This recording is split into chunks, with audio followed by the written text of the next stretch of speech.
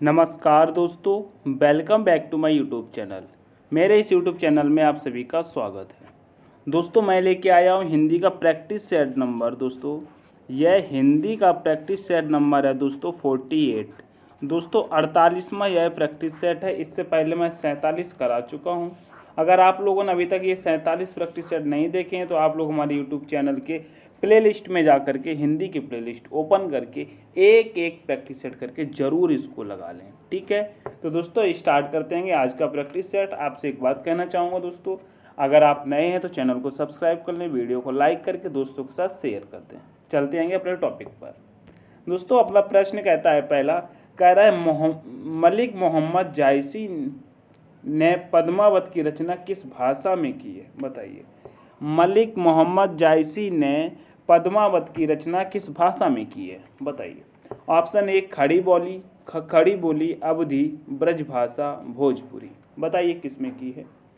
बताइए किस में की है? तो बताएंगे यह अवधी में की है। किस में की? अवधी में की है। तो ऑप्शन नंबर बी करेक्ट हो जाएगा। नेक्स्ट प्रश्न की तरफ चलेंगे।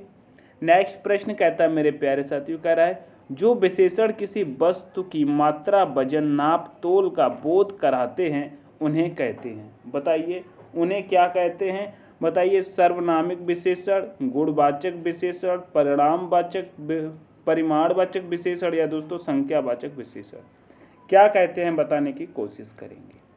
तो दोस्तों यहाँ पर हमारा राइट आंसर हो जाएगा दोस्तों परिमाणवाचक विशेषण। क्या? परिमाणवाचक विशेषण। ऑप्शन नंबर दोस्तों सी करेक्ट हो जाएगा। नेक्स्ट प्रश्न देखेंगे। नेक्स्ट प्रश्न कहता है दोस्तों, को घटी ये ब्रजभानुजा बेहलदर के वीर में कौन सा अलंकार है? क्या? को घटी ये ब्रजभानुजा बेहलदर के वीर में कौन सा अलंकार है? बताइए। उत्प्रेक्षा, श्लेष, रूपक, उपमा। बताइए कौन सा है? तो कहेंगे इसमें श्लेष अलंकार है। क्या?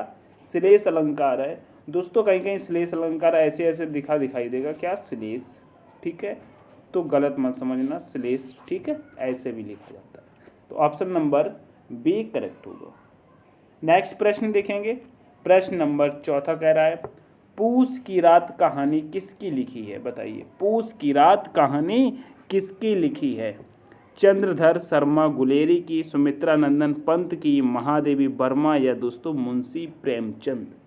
बताइए किसकी लिखी है? तो कहेंगे ये तो पूस की रात मुंशी प्रेमचंद की है। किसकी? मुंशी प्रेमचंद की। ऑप्शन नंबर डी करेक्ट होगा। नेक्स्ट प्रश्न कहता है दोस्तों, चंद्रशेखर में कौन सा समास है? बताइए। चंद्रशेखर में कौन सा समास है? कर्मधारय, द्विगु, द्वंद्व या दोस्तों बहुब्रीहि। बताइए।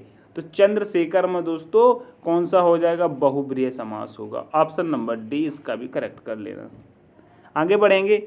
नेक्स्ट प्रश्न देखेंगे। नेक्स्ट प्रश्न कहता है दोस्तों, उपर्युक्त का संधि विच्छेद क्या है? बताइए। उपर्युक्त का संधि विच्छेद क्या है? बताइए। उप प्लस रुक्त, ऊपर प्लस उक्त, ऊपर प्लस युक्त या दोस्तों उप प्लस युक्त। क्या होगा उपर्युक्त का? तो दोस्तों कहेंगे उपर्युक्त का क्या होता है?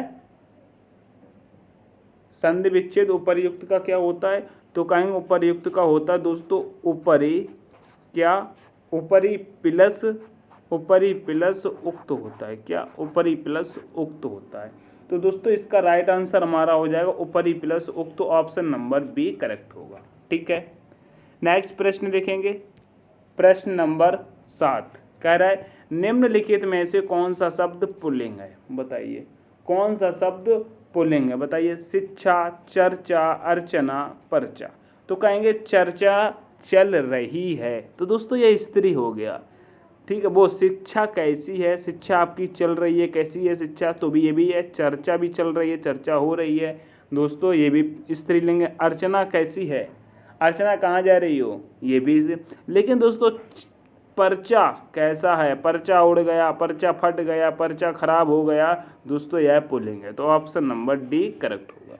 ठीक है, नेक्स्ट प्रश्न कह रहा है, हिंदी में कारक होते हैं, बिल्कुल सिंपल सा है, 8, 5, 4, 7। बताइए हिंदी में कितने कारक होते हैं? तो दोस्तों कहेंगे 8 होते हैं। कितने होते हैं? 8।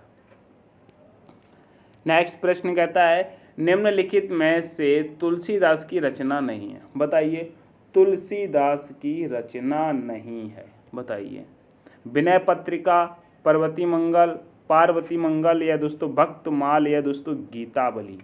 बताइए इसमें से तुलसीदास की रचना नहीं है, बताइए कौन सी नहीं है? तो दोस्तों कहेंगे भक्तमाल गीत तुलसीदास की नहीं है। ऑप्शन नंबर सी करेक्ट हो जाएगा। नेक्स्ट प्रश्न देखेंगे। नेक्स्ट प्रश्न कह रहा है दोस्तों, आदिकाल के लिए वीर गाथा काल नाम किसने प्रस्तावित किया? बताइए। आदिकाल के लिए वीर गाथा काल नाम किसने प्रस्तावित किया था? हजारी प्रसाद द्विवेदी ने, आचार्य रामचंद्र शुक्ल ने, राम कुमार वर्मा ने या दोस्तों राहुल शांकरत्यायन ने? बताइए किसने किया था? बताइए। तो कहेंगे आचार्य रामचंद्र शुक्ल ने। किसने? आचार्य रामचंद्र शुक्ल ने। ऑप्शन नंबर बी करेक्ट करेंगे। ठीक, आगे बढ़ते हैं।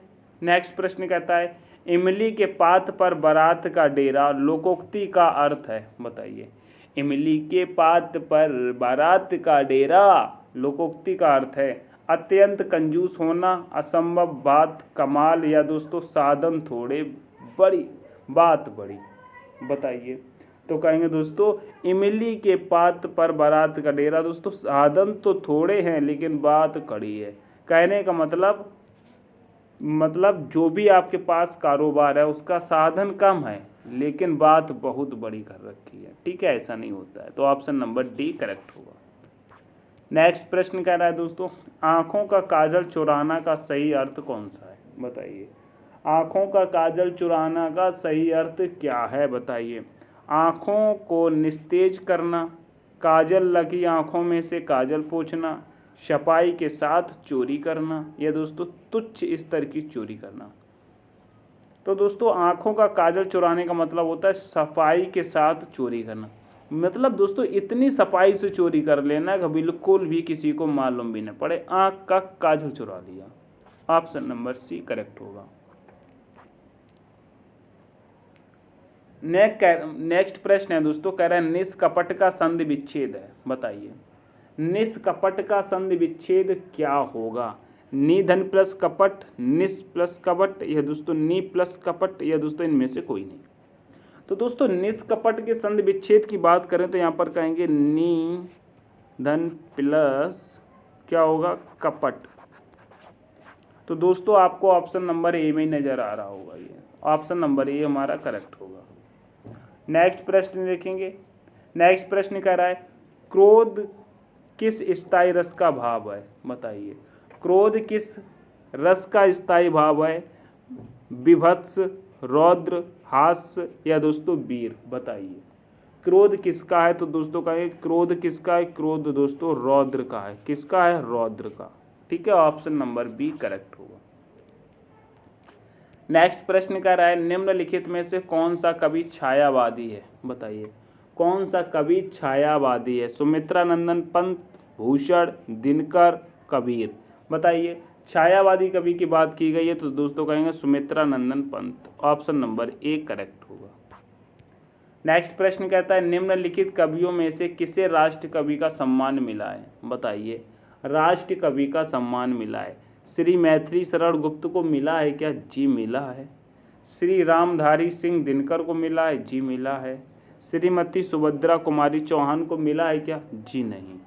दोस्तों तो इनमें से दो को तो मिला है तो दोस्तों कहेंगे ए एंड बी दोनों को मिला है। तो ऑप्शन नंबर डी हमारा करेक्ट होगा। ठीक है, नेक्स्ट प्रश्न देखेंगे। नेक्स्ट प्रश्न कह रहा है नीलकंठ में प्रयुक्त समास है? बताइए। नीलकंठ में प्रयुक्त समास है, बताइए कौन सा समास है? बहुब्रीहि, तत्पुरुष, द्वंद्व या इनमें से कोई नहीं? नीलकंठ में कौन सा समास होगा? तो कहेंगे नीलकंठ में बहुब्रीहि समास होगा। कौन सा होगा? बहुब्रीहि समास, याद रखेंगे। नेक्स्ट प्रश्न कह रहा है विहित का विलोम शब्द क्या है? बताइए। विहित का निषिद्ध, कृत, निर्मित या दोस्तों आदिष्ट? क्या होगा विहित का विलोम शब्द? तो कहेंगे विहित का विलोम शब्द होता है दोस्तों निषिद्ध। क्या होता है दोस्तों? ऐसे लिखेंगे, क्या होता है मेरे प्यारे साथियों? तो कहेंगे निषिद्ध होता है। क्या होता है? निषिद्ध। ऑप्शन नंबर यहाँ पर ऑप्शन नंबर ए करेक्ट होगा। नेक्स्ट प्रश्न देखेंगे। नेक्स्ट प्रश्न कह रहा है विवाद का विलोम शब्द है? बताइए। विवाद का विलोम शब्द क्या होता है? संवाद, प्रतिवाद, वाद या दोस्तों निवृत्त, निर्विवाद। बताइए, विवाद का होता है दोस्तों निर्विवाद। ऑप्शन नंबर डी करेक्ट होगा। नेक्स्ट प्रश्न कहता है दोस्तों विस्तार का विलोम शब्द बताइए। विस्तार का विलोम शब्द क्या होगा? बताइए। लघु, छोटा, सूक्ष्म, संक्षेप। बताइए बताइए क्या होगा? तो विस्तार का हो जाएगा दोस्तों, क्या होगा? संक्षेप। क्या होगा? संक्षेप। ठीक है, ऑप्शन नंबर डी करेक्ट होगा। नेक्स्ट प्रश्न कह रहा है दोस्तों निम्नलिखित वाक्य में से शुद्ध वाक्य को चुनिए। बताइए, निम्नलिखित वाक्य में से शुद्ध वाक्य को चुनिए, इनमें से क्या होगा? बताइए। इतने में कोई लपक कर धक्का देकर चला गया। बिल्कुल भी नहीं समझ में आ रहा, ये तो हो ही नहीं सकता। शुद्ध वाक्य पूछा है दोस्तों, तो यहाँ देखेंगे इनमें से कोई लपका आकर धक्का देकर चला गया, ये भी नहीं होगा। इतने में कोई लपक कर आया और धक्का देकर चला गया, ये तो सही लग रहा है। इतने में कोई लपक कर आया और धक्का देकर चला गया। ठीक है, इतने में कोई लपका आया और धक्का देकर चला गया, ये भी नहीं होगा। तो दोस्तों ऑप्शन नंबर सी हमारा करेक्ट हो जाएगा। क्या? इतने में कोई लपक कर आया और धक्का देकर के चला गया। ठीक है, ऑप्शन नंबर सी करेक्ट कर लेना। नेक्स्ट है दोस्तों निम्नलिखित में से कौन सा वाक्य शुद्ध है? बताइए, कौन सा वाक्य शुद्ध हो जाएगा इसमें? बताइए। रमेश की आंख से आंसू बह रहे थे। होगा क्या ये? नहीं होगा। गुरुजी आप मेरी कुटिया में पधारे, मैं कृतकृत्य हुआ, ये भी नहीं होगा। सारा राज्य उसके लिए एक थाती थी। बताइए, सारा राज्य उसके लिए एक थाती थी। सही है, ये तो सही हो सकता है। सारा राज्य दोस्तों उसके लिए एक थाती थी, राज की जगह पर यहाँ पर राज्य कर लेना। ठीक है। पेड़ पर चिड़िया बैठी है जिसके सतरंगे पंख हैं, ये नहीं हो सकता। ऑप्शन नंबर सी इसका भी फॉलो होता है। ठीक है।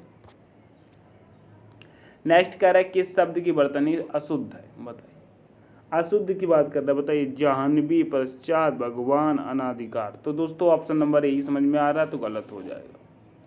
दोस्तों पश्चात जो लिखा है इसमें आप लोग कमियां मत निकालना। पश्चात दोस्तों ऐसे भी लिखा जाता है और दोस्तों इसको ऐसे भी लिखते हैं। कैसे? ऐसे। ठीक है, पश्चात। ठीक है। नेक्स्ट प्रश्न देखेंगे। नेक्स्ट प्रश्न है निम्नलिखित में से किस शब्द की वर्तनी अशुद्ध है? बताइए। इसमें भी अशुद्ध पूछा गया है। विश्लेषण, ज्योत्सना, प्रदर्शनी या दोस्तों अनाधिकार। अशुद्ध पूछा है दोस्तों, यही गलत लगता है। ऑप्शन नंबर सी प्रदर्शनी लिखा है। ठीक है, ऑप्शन नंबर सी करेक्ट होगा। नेक्स्ट प्रश्न देखेंगे। प्रश्न नंबर 25 कह रहा है निम्नलिखित में से कौन सा वाक्य शुद्ध है? बताइए। तुम सबसे सुंदरतम हो नहीं हो सकता, तुम सुंदरतम हो नहीं हो सकता, एक फूल की माला लाओ। है। नेक्स्ट होगा मैं तो अवश्य ही जाऊंगा, मैं तो अवश्य ही जाऊंगा। तो ऑप्शन नंबर डी यहाँ फॉलो होता है। ठीक है। तो दोस्तों ये थे आज की प्रैक्टिस सेट के 25 प्रश्न। यह क्लास आपको कैसी लगी? अगर पसंद आती है तो एक बार वीडियो को लाइक करेंगे दोस्तों, अपने दोस्तों के साथ शेयर करके चैनल को सब्सक्राइब कर लेना। और दोस्तों डिस्क्रिप्शन में टेलीग्राम का लिंक है, वहाँ से जाकर के टेलीग्राम को ज्वाइन करें। और दोस्तों वहाँ से आप सारी क्लास की PDF प्राप्त कर सकते हैं, वन लाइनर प्रश्न ले सकते हैं। और दोस्तों यही PDF जो मैंने आपको पढ़ाया है इनका आप दोस्तों टेस्ट वहाँ पर दे सकते हैं, PDF को लगा सकते हैं प्रैक्टिस सेट के तौर पे। और दोस्तों अपना स्कोर जांच सकते हैं। तो दोस्तों इस क्लास को करते हैं यहीं पर समाप्त। मिलते हैं नेक्स्ट वीडियो में, तब तक के लिए take care, all the best, thanks for watching.